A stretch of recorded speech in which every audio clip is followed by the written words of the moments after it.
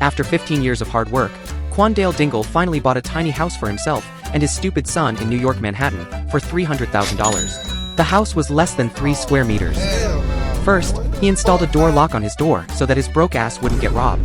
Then, he added a cabinet to store his worthless items, such as shoes and bags that he stole while coming back from work. A folding bench under the window lets him eat his food comfortably. Look at him eat his burrito that he got from Chipotle. The bathroom floor and walls are tiled, and he installs a non-transparent sliding glass door. He adds a smart toilet for daily use, which is smarter than him, and a marble countertop embedded with a wash basin. By the window, an L-shaped cabinet with a wash basin, induction stove, washer, and dryer forms his kitchen.